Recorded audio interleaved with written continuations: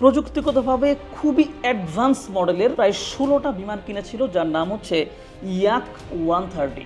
তখন আপনার পাইলটকে জানাতে হবে, পাইলট যাতে ইনস্ট্যান্ট গিয়ে বিমানটা স্টার্ট দিয়ে সে প্রতিরোধ করতে পারে, এই সময়টুকু দিতে হবে। আর এই সময়টুকু পাওয়া যাবে যদি আমরা বাংলাদেশের সেন্ট্রাল পয়েন্টের দিকে কোথাও বিমানগুলো রাখি। সেক্ষেত্রে মাইলস্টোনে ঘটে যাওয়া হৃদয় বিতরক ঘটনাটা আসলে আমাদেরকে বিভিন্ন বিষয়ের দিকে দৃষ্টি দিতে বাধ্য করছে, নানান দিকে নানান ধরনের আলোচনাও হচ্ছে। ব্যাপারটা কিন্তু এমন না যে বাংলাদেশে এই ধরনের বিমান বিধ্বস্তের ঘটনা প্রথমবার ঘটলো।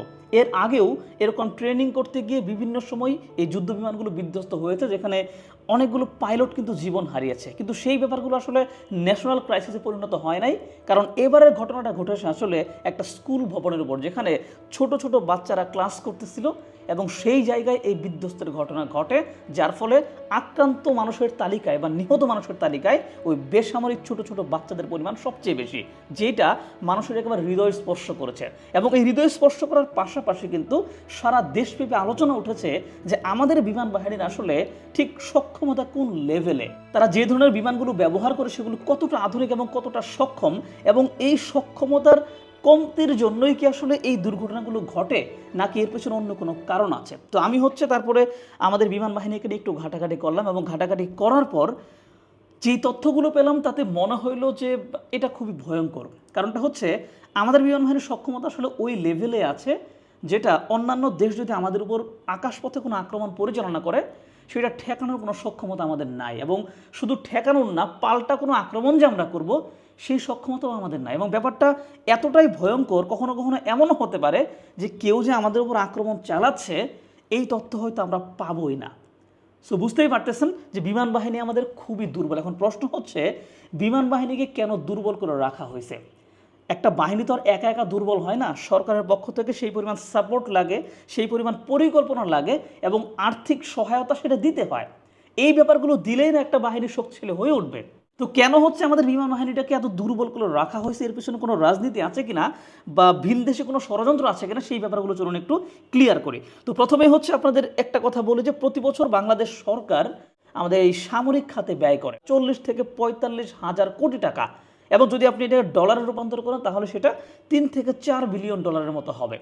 দেখেন, আপনার কাছে এটা কম মনে হইতে পারে, কিন্তু আমাদের বাংলাদেশের মতো অর্থনীতির একটা দেশে এবং ছোট্ট একটা আয়তনের দেশে, যেখানে বাজেটের মাত্র 2% কম ব্যয় হয় আমাদের শিক্ষার পিছনে, সেখানে সামরিক খাতে ব্যয় হওয়াটা কিন্তু বলবো যে যথেষ্ট ব্যয়। এবং প্রশ্ন হচ্ছে, এই যে 3 থেকে 4 বিলিয়ন ডলার প্রতি বছর আমরা সামরিক খাতে ব্যয় করি, আমরা কি এই সামরিক খাত থেকে বা সামরিক সেক্টর থেকে এই পরিমাণ সিকিউরিটি বা এই পরিমাণ ফিডব্যাক এটা কি আমরা পাই? দেখেন, আধুনিক বিশ্বের যে প্রতিরক্ষা ব্যবস্থা, সেখানে কিন্তু দেশগুলো তার আকাশ প্রতিরক্ষা এবং বিমান বাহিনীর উপর অনেক বেশি খরচ করে। কারণ এখনকার লড়াইগুলো কিন্তু আর এখন থেকে ধরেন 80-90 বছর আগে যেরকম স্থলপথে মুখোমুখি লড়াই হইতো, বা আরও আগে চলে গেলে আরও মুখোমুখি লড়াই হতো, এখন কিন্তু আর এই মুখোমুখি লড়াই হয় না। আপনি বিশ্বের যেই মানে লড়াইগুলোর দিকে একটু তাকিয়ে দেখেন, সব জায়গাতেই লড়াই শুরুই হচ্ছে আকাশপথে আক্রমণের মধ্য দিয়ে। আপনি ইউক্রেন রাশিয়ার লড়াইয়ের কথা বলতে পারেন, সেখানেও একই অবস্থা আপনি দেখবেন। আপনি এই যে কিছুদিন আগে শেষ হয়ে গেল ইসরায়েল এবং ইরানের ভিতরে যে সংঘাত, উভয় দেশে কিন্তু তারা আকাশপথে একে অপরকে আক্রমণ করেছে এবং সেগুলো প্রতিহত করেছে। আপনি ভারত পাকিস্তান লড়াইয়ের কথা বলেন, এইখানেও কিন্তু মানে আকাশপথেই আক্রমণ হয়েছিল, সেগুলোই ঠেকিয়ে দিয়েছে, সেগুলোই ধ্বংস করেছে, এগুলো নিয়েই কিন্তু আলোচনা হয়েছে। এরপরে আবার দেখেন, ইরানের উপরে যে মার্কিন যুক্তরাষ্ট্র তার বোমারু বিমানটা পাঠালো, সেটা সম্পূর্ণ আকাশপথে এসে প্রায় 36-37 ঘন্টা আকাশে ভেসে থেকে আক্রমণ করে আবার ফিরে চলে গেছে। সো এখনকার সময় যদি লড়াই বেঁধে যায়, আপনার সেনাবাহিনী অনেক শক্তিশালী থাকতে পারে, কিন্তু প্রথম আঘাতটাই আসবে হচ্ছে আকাশপথে, সেইটা ফেরানোর মতো সক্ষমতা আপনার থাকতে হবে। এখন এই যে আমরা প্রতি বছরে প্রায় বাজেটের শতাংশ ব্যয় করতেছি সামরিক বাহিনীর পেছনে, আমাদের এই আকাশ প্রতিরক্ষা ব্যবস্থা কি আছে? একদমই নাই। দেখেন, এই যে আকাশ প্রতিরক্ষা ব্যবস্থার দিকে বিশ্বের দেশগুলো গুরুত্ব বাড়িয়ে দিয়ে তারা কিন্তু তাদের সামরিক বাজেটের একটা বড় অংশ এই আকাশ প্রতিরক্ষা এবং বিমান বাহিনীর পিছনে খরচ করে। বিশেষ করে মার্কিন যুক্তরাষ্ট্র এই মুহূর্তে সবচেয়ে বড় সামরিক বাজেট দেয়, মানে প্রায় তারা বছরে 800 থেকে 900 বিলিয়ন ডলার তারা তাদের সামরিক খাতে ব্যয় করে। এবং এই সংখ্যার ভিতরে তারা সবচেয়ে বেশি ব্যয় করে কিন্তু তাদের বিমান বাহিনীর পেছনে, যেটা প্রায় 27 থেকে 28%। অনেক বড় সংখ্যা, বুঝতেই পারতেছেন। এবং এরপর তারা দ্বিতীয় সর্বোচ্চ ব্যয়টা করে তাদের নৌবাহিনীর পিছনে, তৃতীয় সর্বোচ্চটা করে হচ্ছে সেনাবাহিনীর পিছনে। হ্যাঁ, বলতে পারেন যে মার্কিন যুক্তরাষ্ট্রের যে আয়তন বা সীমানা, সেখানে কনফ্লিক্টিং দেশের পরিমাণ কম, বরং সমুদ্রের পরিমাণ বেশি। দ্যাটস ওয়াই তারা হচ্ছে সেনাবাহিনীতে কম খরচ করে, বাট তারা কিন্তু আকাশপথেই বেশি খরচ করতেছে, মানে বিমান বাহিনীর পিছনে খরচ করতেছে। এটা একটা গুরুত্বপূর্ণ বিষয়। এরপর আমি আরও কয়েকটা দেশের কথা যদি বলি, রাশিয়াও একটা বড় পরিমাণ সামরিক বাজেট তারা দেয়, তার ভিতরে তারা সবচেয়ে বেশি তারা সেনাবাহিনীর পিছনে খরচ করে, কারণ রাশিয়ার একটা বিশাল বড় সীমান্ত রেখা আছে বিভিন্ন দেশের সাথে, কনফ্লিক্টিং পয়েন্ট আছে। দ্যাটস ওয়াই তারা সবচেয়ে বেশিটা সেনাবাহিনীর পিছনে করলেও সেকেন্ড হাইয়েস্ট কিন্তু তাদের বিমান বাহিনী। আপনি চীনের দিকে তাকান, তাদেরও কিন্তু কনফ্লিক্টিং অনেকগুলো সীমানা আছে। দ্যাটস ওয়াই তাদের ফার্স্ট প্রায়োরিটি আর্মি বা সীমান্ত রক্ষার জন্য, কিন্তু সেকেন্ড প্রায়োরিটিটা হচ্ছে তাদের বিমান বাহিনী। ভারতের দিকে তাকান, ভারতের একই অবস্থা, চীনের সাথে এবং পাকিস্তানের সাথে লম্বা সীমানা থাকায় তারা সেনাবাহিনীতে এখনও বেশি খরচ করে, কিন্তু সেকেন্ড প্রায়োরিটি তারা দিয়েছে বিমান বাহিনীতে। দেখেন এই দেশগুলো বিমান বাহিনীকে সেকেন্ড প্রায়োরিটি দিলেও তারা ওই পরিমাণ অর্থই খরচ করে এবং এই বাহিনীতে ওই রকম আধুনিক সরঞ্জাম রেখেছে যেটা আধুনিক মানে যুদ্ধাবস্থা মোকাবেলার জন্য যথেষ্ট। কিন্তু বাংলাদেশের অবস্থা কি? এই যে আমাদের 3 থেকে 4 বিলিয়ন ডলার আমরা সামরিক বাহিনীর পিছনে ব্যয় করি, এখান থেকে সবচাইতে কম অংশটা যায় হচ্ছে আমাদের বিমান বাহিনীর কাছে, আর সবচেয়ে বেশি যায় 60 থেকে 70% যায় হচ্ছে আমাদের সেনাবাহিনীর পেছনে, আর বিমান বাহিনীর কাছে যায় মাত্র 10 থেকে 15%। তো বুঝতেই পারতেছেন, সবচেয়ে কম বাজেট পাইলে তো আসলে একটা বাহিনীর সবচেয়ে পেছনেই পড়ে থাকবে, তাই না? আর এই কারণেই আমাদের এই বিমান বাহিনীতে শক্তিশালী কোনো প্রতিরক্ষা ব্যবস্থা নাই, আধুনিক সময়ের যে যুদ্ধ বিমানগুলো আছে সেগুলো নাই, আমাদের পরিপূর্ণ প্রশিক্ষণের জন্য যে পর্যাপ্ত ইকুইপমেন্ট বা অবকাঠামো সেটি হচ্ছে আমরা ডেভেলপ করে উঠতে পারি নাই। কিন্তু সামরিক বাহিনীর পিছনে কিন্তু আমরা আমাদের টাকা ঠিকই ব্যয় করতেছি। তো এই মুহূর্তে বাংলাদেশ বিমান বাহিনীর কাছে যে যুদ্ধ বিমানগুলো আছে সেই যুদ্ধ বিমানের পরিমাণ হচ্ছে, আমি গুগল করে যেটা জানতে পারলাম, সব মিলিয়ে 44টা, যার ভেতরে 36টা যুদ্ধ বিমানই হচ্ছে আপনার F7, মানে যেই মডেলের যুদ্ধ বিমানটা হচ্ছে এখানে ক্র্যাশ করেছে সেটা, আর বাকি 8টা বিমান হচ্ছে MiG-29 যেগুলো রাশিয়ার তৈরি। আর সত্যি কথা হচ্ছে এই মুহূর্তে বাংলাদেশের ভান্ডারে যে বিমানটা সবচাইতে আধুনিক লড়াই করার জন্য সেটা হচ্ছে এই MiG-29। কিন্তু এই MiG-29টাকে যদি আপনি বিবেচনা করেন যে আধুনিক একেবারে অ্যাডভান্স মডেলের বিমানগুলোর সাথে, তাহলে কিন্তু এটা যথেষ্ট পেছনে পড়ে যায়। এটা হচ্ছে 4র্থ প্রজন্মের একটা বিমান, যদিও বর্তমান বিশ্বে 4.5 জেনারেশন কিংবা 5th জেনারেশনের বিমানগুলো চলে, সেখান থেকে আমি বলবো যে MiG-29 একেবারে খারাপ না, কিন্তু চিন্তা করে দেখেন এটার পরিমাণ কয়টা?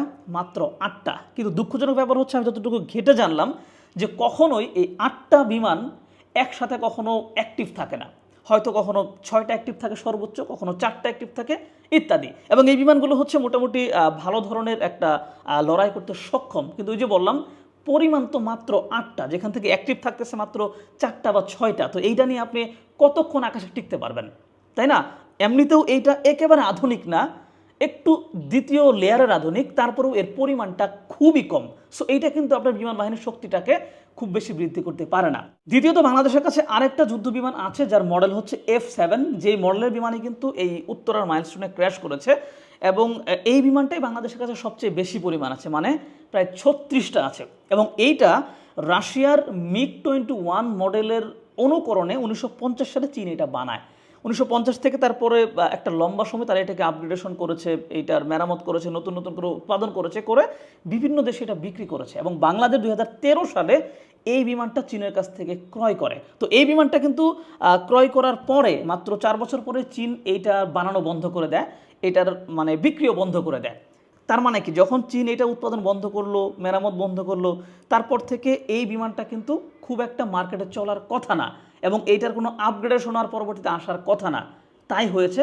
এবং বাংলাদেশ তারপর থেকে এটা ব্যবহার করেই যাচ্ছে, যদিও চীন এটা বন্ধ করার পরে আলবেনিয়া, মিশর এই দেশগুলো কিন্তু এইটা ব্যবহার করা বাদ দিয়ে দিয়েছে। তো এই বিমানটার সমস্যাগুলো আসলে কি কি দেখেন, এই বিমানটা কিন্তু আর বর্তমানে আধুনিক প্রযুক্তিগুলোর সাথে আসলে সক্ষমতা এটা আসলে মেলাতে পারছে না, এবং এটা যেহেতু অনেক পুরনো মডেল তাই এটাকে আসলে ভিনটেজ মডেল বলা হয়। এই বিমানগুলো আসলে সীমিত আকাশ প্রতিরক্ষার কাজেই মূলত ব্যবহার করা হয়, এগুলো মাল্টি রোলে কিন্তু কার্যকরী না। এটাতে আধুনিক রাডার সিস্টেম নাই, বা বোমা বর্ষণ বা ভূমি আক্রমণের ক্ষেত্রে এটা একদমই কার্যকর নয়। আধুনিক গাইডেড মিসাইল বা লং রেঞ্জের যে অস্ত্রগুলো আছে এইটাও এই বিমানগুলো বহন করতে পারে না, এবং আরও বেশ কিছু প্রযুক্তি না থাকার কারণে কিন্তু এই বিমানগুলো আসলে আধুনিক যুদ্ধক্ষেত্রে ব্যবহার করাটা ঝুঁকিপূর্ণ। তার মানে বুঝতেই পারতেছেন অনেক ক্যাটাগরি বিবেচনায় এইটা অনেক পিছিয়ে পড়া একটা মডেল, বাট বাংলাদেশ এখনও এটাই ব্যবহার করছে। আর এইটাই প্রমাণ করে দেয় যে আমাদের বিমান বাহিনীর সক্ষমতা আসলে কোন লেভেলে। এখন প্রশ্ন হচ্ছে বাংলাদেশ কেন আর আধুনিক বিমান কিনলো না, কিংবা বাংলাদেশ বিমান বাহিনীকে কেন আরো শক্তিশালী বানাইলো না। তো এইটা আমি দুইটা অ্যাঙ্গেল থেকে উত্তর দেওয়ার চেষ্টা করব, আশা করি আপনি অবাক হবেন, কারণ এখানেই ওই রাজনীতিটা মিশে আছে। প্রথম ব্যাপারটা হচ্ছে 2015 সালে বাংলাদেশ কিন্তু প্রযুক্তিগতভাবে খুবই অ্যাডভান্স মডেলের প্রায় 16টা বিমান কিনেছিল, যার নাম হচ্ছে ইয়াক 130, যেগুলো রাশিয়ার বানানো, এবং এই বিমানগুলো হচ্ছে মূলত প্রশিক্ষণ বিমান। মানে ইয়াক 130-র মাধ্যমে একটা পাইলটকে ওই লেভেলের প্রশিক্ষণ দেওয়া হয়, বা কেউ যদি এই বিমানটাকে খুব স্মুথলি হ্যান্ডেল করতে পারে তাহলে ধরে নেওয়া হয় যে এই পাইলট পরবর্তী সময়ে সর্বোচ্চ আধুনিক লেভেলের যে বিমান, যেগুলো আমরা বলতে পারি, ধরেন আমরা রাফালের কথা বলতে পারি, J10C, এই বিমানগুলোর কথা বলতে পারি, এইগুলো পরিচালনার মতো দক্ষতা একটা পাইলটের হয়ে যাবে সে যদি ইয়াক 130 বিমানের মাধ্যমে প্রশিক্ষণ নেয়। এবং বাংলাদেশ কিন্তু 2015 সালে 16টা এরকম ইয়াক 130 ক্রয় করেছিল, যেখান থেকে 4টা বিমান নষ্ট হয়ে গেছে, সেগুলোর পরবর্তী মেরামত করা হয় নাই। তার মানে এইটা কি ইঙ্গিত দেয় যে 2015 সালে যেহেতু পাইলটদেরকে উচ্চমানের প্রশিক্ষণের জন্য এই ইয়াক 130 কেনা হয়েছিল রাশিয়ার কাছ থেকে, তার মানে এইটা বোঝা যাচ্ছিল যে প্রশিক্ষণগুলো শেষ করে হয়তো বাংলাদেশ খুব অদূর ভবিষ্যতে খুব আধুনিক মানের বিমান হয়তো ক্রয় করবে, যেগুলো হতে পারে 4.5 জেনারেশন বা 5 জেনারেশনের বিমান, সেখানে রাফাল থাকতে পারে, J10C থাকতে পারে। কিন্তু দুঃখজনক এর পরবর্তীতে বাংলাদেশে আর কোনো বিমান কেনা হয় নাই। মানে বিমান কেনার মতো একটা উদ্যোগ বাংলাদেশ নিল, বাট পরবর্তীতে আর কিনলো না। তাহলে বাংলাদেশকে এখানে বাধা প্রদান করেছে কে, কেন কিনলো না? বাংলাদেশকে এই বিমান বাহিনীতে দুর্বল করে রাখলে আলটিমেটলি কার লাভ, সেই ব্যাপারগুলো একটু চিন্তা করুন। আমি আরেকটা অ্যাঙ্গেল নিয়ে কথা বলছি। আবার 2017 সালে চীন যখন তার F7 মডেলটি মিক মিশনের সিদ্ধান্ত নেয় বা এটার উৎপাদন বন্ধ করে দেয়, তখন এইটার রিপ্লেসে তারা বাংলাদেশকে J10 যে লেটেস্ট ভার্সন সেইটা অফার করে। তার মানে খুব ভালো মানের বিমান অফার করেছিল চীন, বাট বাংলাদেশ তখন এইটাও কেনে না। মানে একটা দেশ তার আগের বিমানগুলোর পরিবর্তে বা রিপ্লেসের জায়গায় আধুনিক বিমান অফার করতেছে, বাট বাংলাদেশ সেগুলো নিচ্ছে না। এর পেছনে মূল কারণটা কি? তার মানে বুঝতেই পারতেছেন 2015 সালে যখন আধুনিক বিমান চালানোর জন্য ট্রেনিং পাইলটদেরকে দেওয়া শুরু করা হলো, এবং 2017 সালে যখন চীন তার লেটেস্ট ভার্সনে বিমান দেওয়ার প্রস্তাব করলো, এই দুইটা জায়গায় বাংলাদেশ যদি খালি হ্যাঁ বলতো এবং উদ্যোগ নিত, তাহলে আজকে আমাদের বিমান বাহিনীতে কিন্তু অতি আধুনিক মানের কিছু বিমান থাকতো। এখানে রাফাল থাকতে পারতো, J10C থাকতে পারতো, F-16 থাকতে পারতো, বাট এগুলো কিচ্ছুই করা হয় নাই। এইটা কবে থেকে? 2015 সালের পরের ঘটনা কিন্তু। তার মানে এই জায়গায় বাংলাদেশ সরকারকে আসলে বাধা দিয়েছিল কে? সরকার আসলে কি চিন্তা করে পরবর্তীতে এই আপগ্রেডেশনে গেল না, কি চিন্তা করে আধুনিক বিমানগুলো কিনলো না? এই ব্যাপারগুলো নিয়ে কিন্তু আমাদের ভাবনার কিছু জায়গা আছে। সো এখান থেকে একটা ষড়যন্ত্র তত্ত্ব তো আমরা এখানে বুঝতেই পারি, সেটা হচ্ছে যদি বাংলাদেশ সামরিক দিক থেকে বেশি শক্তিশালী হয়ে যায়, তাহলে কারা চিন্তায় থাকবে এইটা একটু আপনি খুঁজে বের করেন। যদি বাংলাদেশ বিমান বাহিনীর দিক থেকে অনেক বেশি শক্তিশালী হয়ে যায়, যদি বাংলাদেশ আকাশপথে অনেক বেশি শক্তিশালী হয়ে যায়, তাহলে কিন্তু একটা দেশ আছে যাদের সিকিউরিটির মেইন কনসার্ন হচ্ছে বাংলাদেশ, সেটা হচ্ছে ভারত। সো ভারত তার সিকিউরিটির জন্য সবচেয়ে কনসার্নিং পয়েন্ট মনে করে বাংলাদেশকে, তারা কখনোই চাইবে না যে বাংলাদেশ সামরিক দিক থেকে অনেক বেশি শক্তিশালী হয়ে যাক, বাংলাদেশ তার আকাশ প্রতিরক্ষা ব্যবস্থায় এমন শক্তিশালী হয়ে যাক যাতে সে আমার দিকে টক্কর দিয়ে কথা বলতে পারে। এইসব বিবেচনায় হয়তোবা এমন কিছু ঘটেছে, যেহেতু তৎকালীন আওয়ামী লীগ সরকারের সাথে ভারতের একটা ভালো সম্পর্ক ছিল, তাই হয়তোবা ভারত এই আওয়ামী লীগকে এটা বুঝিয়েছিল যে তুমি বিমান বাহিনীর এই পরিমাণ ডেভেলপ করো না, এটা আমার জন্য একটা রিস্ক থেকে যায়, বাট আমি তোমাকে ক্ষমতা রাখার জন্য সর্বোচ্চ সাপোর্টটুকু দিয়ে যাব। হয়তো এই ডিলিংটা হয়েছে, আমি এটা মানে বলবো না যে এটা আমি খুব হাইপোথিসিস বলে ফেললাম, এটা হয়তো বা হয়েছে, যেই কারণে 2015 সালের পর থেকে ড্রামাটিক্যালি বাংলাদেশ বিমান বাহিনীর জন্য কোনো ধরনের আধুনিকায়নের উদ্যোগ গ্রহণ করা হয় নাই। আর এখন প্রশ্ন হচ্ছে, এবারে যে বিমানটা ক্র্যাশ করলো এইটার সাথে আসলে এই ব্যাপারগুলোর সম্পর্ক কি? মূল কথা হচ্ছে, এখানে যে বিমানটা ক্র্যাশ করেছে তার মডেল হচ্ছে F7, যেটি ইতিমধ্যেই বললাম যে এটা অনেক পুরনো মডেলের বিমান, এবং পুরনো মডেল হলেও কোনো সমস্যা নাই, পুরনো মডেল মানুষ চালাইতেই পারে, কিন্তু এটার আপগ্রেডেশন, এটার মেরামত করা, ত্রুটি সারানো, এই ব্যাপারগুলো আসলে এই বিমানটা যারা বানিয়েছে তারাই সবচাইতে ভালো জানে। কিন্তু তারাই কিন্তু 2017 সালে এই বিমান বানানো একদম বন্ধ করে দিয়েছে। দ্যাটস ওয়াই এই বিমানগুলোর ত্রুটি আমাদের এখানে আসলে হয়তো রয়ে গেছে, যেগুলো আমরা ম্যানেজ করতে পারি নাই। প্লাস বিমান বাহিনীকে আধুনিক করা হয় নাই বইলা এখনও আমরা সেই পুরনো মডেলের বিমানগুলো ব্যবহার করতেছি, যে পুরনো মডেলগুলোর ত্রুটি থাকার সম্ভাবনা বেশি, সেগুলো বিধ্বস্ত হওয়ার সম্ভাবনাও বেশি। এবং এই অ্যাঙ্গেল থেকেই অনেকে বিমান বাহিনীকে দোষ দিচ্ছেন যে এই ক্র্যাশের পিছনে বিমান বাহিনীর দায় আছে। কিন্তু প্রশ্ন হচ্ছে, বিমান বাহিনী তো একা একাই ডেভেলপ হবে না, তাকে ডেভেলপ করার জন্য সাপোর্টটা দেওয়া লাগবে, সেই সাপোর্টটা কিন্তু দেওয়া হয় নাই। দ্বিতীয় ব্যাপারটা হচ্ছে, যেহেতু বিমান একটা যন্ত্র, সো এইটা যে কোনো সময় যান্ত্রিক ত্রুটি হইতেই পারে। আপনি কখনোই নিশ্চিত হয়ে বলতে পারেন না যে আপনি একটা গাড়িতে উঠছেন, উঠার পূর্বে সব চেক করে উঠছেন, বাট এইটা যে মাঝপথে গিয়ে নষ্ট হবে না আপনি এটা গ্যারান্টি কখনো দিতে পারেন না, সেটা হইতেই পারে।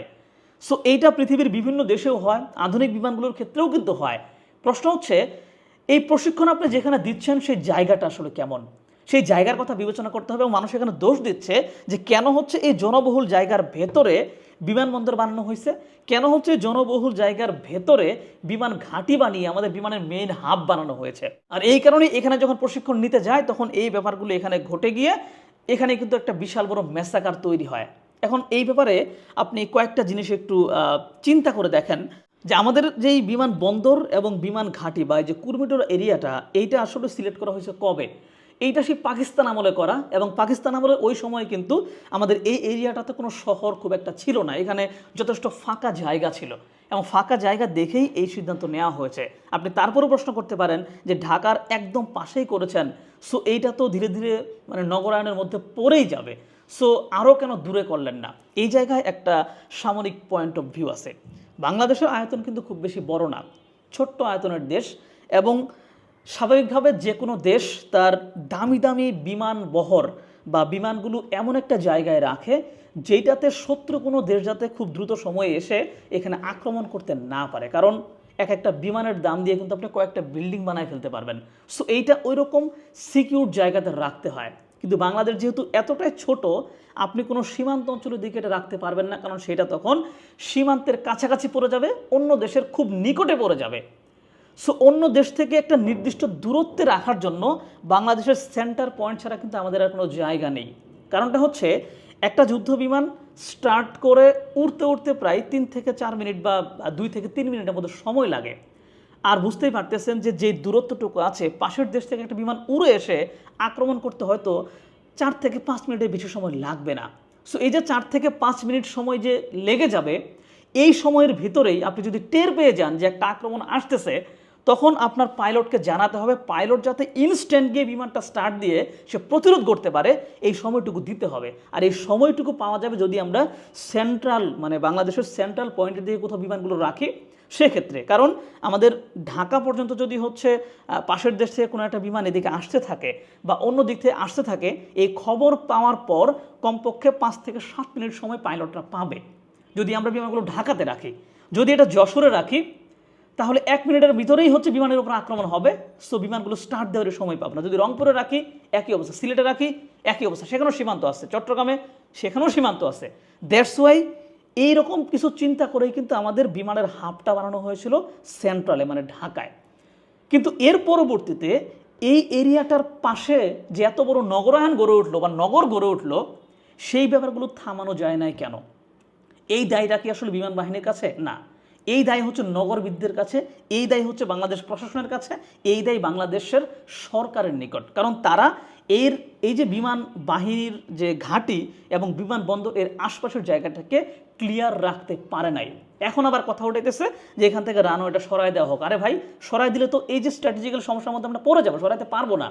সো মেন সমস্যাটা হয়েছে আশপাশে খালি জায়গা থাকতেও সেই খালি জায়গার ভেতরে কেন এত দ্রুত সময়ের মধ্যে এত বিল্ডিং গড়ে উঠলো, কেন এত এত স্থাপনা গড়ে উঠলো, এরকম স্পর্শকাতর একটা জায়গায় কেন কলেজ স্কুল এসব গড়ে উঠলো, এই ব্যাপারগুলো সরকার থামাইতে পারে নাই। কেমনে থামাবে? প্রশাসনের ভিতরে যেরকম দুর্নীতি, সেখানে একটা সাইন নিতে গেলে আপনার টাকা দিলেই হয়, এরকম কিছু চিন্তা তারা করে না। সো এই দুর্নীতির কারণে এই দূরদর্শী চিন্তাগুলো করা হয় নাই। আর করা হয় নাই বলেই আজকে আমাদের এই স্পর্শকাতর বিমানবন্দর ও বিমান ঘাটির আশপাশে এত বড় বড় স্থাপনা। আর এখন একটা বড় ধরনের ঘটনা ঘটে গেছে, তাই আমরা চারপাশ থেকে কথাবার্তা বলতেছি। তবে হ্যাঁ, এখন একটা চমৎকার সুযোগ আছে যে এখন যেহেতু আলোচনা উঠেছে, এই আলোচনার উপর ভিত্তি করে আমরা আমাদের বিমান বাহিনীকে যদি আধুনিক করে ফেলতে পারি, এখানে যদি আধুনিক মানের বিমানগুলো আনতে পারি, তাহলে আমাদের সক্ষমতা যেমন বাড়বে, পাশাপাশি এই বিমান ঘাঁটি এবং বিমান বন্দরের আশেপাশের জায়গাগুলো যতটুকু পারা যায় গুরুত্বপূর্ণ ভবন বা বেশি মানুষ জমায়েত হয় এই ধরনের প্রতিষ্ঠান যাতে না দেওয়া হয়, এই ব্যাপারেও সরকার এখন থেকে চাইলে উদ্যোগ নিতে পারে।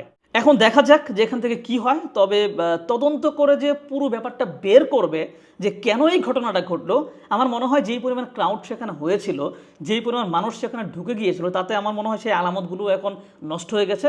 তারপর আমি বলবো যে সুষ্ঠু তদন্তের মাধ্যমে এটা বের করা হোক, আসলে কি এটা যান্ত্রিক ত্রুটি ছিল নাকি এখানে অন্য কিছু ছিল, সেই ব্যাপারগুলো খুঁজে বের করে আমাদের পরবর্তী উদ্যোগটা নিতে হবে। তো যাই হোক, ভিডিওটা হচ্ছে আসলে খুব বেশি প্রপার স্ক্রিপ্টিং আমার করা হয় নাই। আমি হচ্ছে এখানে তথ্যগুলো রেখেছিলাম, সেটি দেখে দেখে বললাম, কারণ সময় খুব কম পেয়েছি এবং বেশ কিছু ঝামেলার মধ্যে ছিলাম। অনেকেই প্রত্যাশা করতেছিলেন যে আমি এই ব্যাপারটা নিয়ে একটা ভিডিও দিব না, মানে দিচ্ছি না কেন। তো আমার মনে হলো যে মানে এই ঘটনায় কি হয়েছে না সেটা বলার চাইতে বিমান বাহিনী সম্পর্কে কিছু কথাবার্তা বললে হয়তো আপনারা একটু বেশি উপকৃত হবেন। যাই হোক, কেমন লাগলো ভিডিওটা একটু কমেন্টে জানায়েন এবং আপনার কোনো মতামত যদি থেকে থাকে সেটাও কমেন্টে জানায়েন, আমি সেগুলো দেখে দেখে পড়বো।